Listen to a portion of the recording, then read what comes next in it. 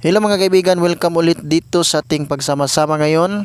Panibagong video ang ating pag-uusapan. Ito po ay patungkol sa Metro Iloilo Guimaras Population 2024 na kung saan na ating titingnan kung ano na ang population ng Metro Iloilo Guimaras sa taong ito.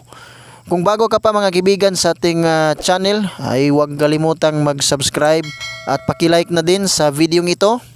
At parang ito ay maikalat pa sa ibang mga taga-panood. So ngayon, bago natin pag-usapan ito mga kaibigan, ay intro muna tayo.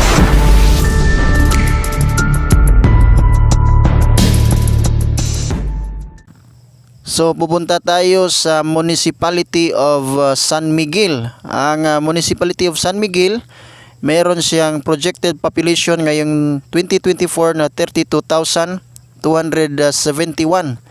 So yan ang pinaka maliit na population sa Metro Iloilo. Liganes. Ang Liganes mga kaibigan ay meron siyang projected population na 36,697 sa taong 2024. At papunta tayo sa Cabanatuan.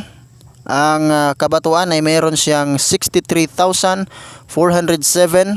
na projected population ngayong 2024. At sumunod ay ang Santa Barbara. Ang Municipality of Santa Barbara, meron siyang projected population na 74,338. So, shout out sa ating mga subscribers mula sa Metro Iloilo. Pavia. Ang Pavia mga kaibigan, meron siyang projected population na 84,718. Isa ang Pavia sa may pinaka rapid ang growth of population sa Metro Iloilo Guimaras. Oton. Ang Oton ay meron siyang 106,901 na projected population sa 2024. At sa mga municipalities ng Metro Iloilo Guimaras, ang Oton ang may pinakamalaking population. Guimaras meron siyang 199,550. At ang Guimaras ay meron siyang 5 municipalities.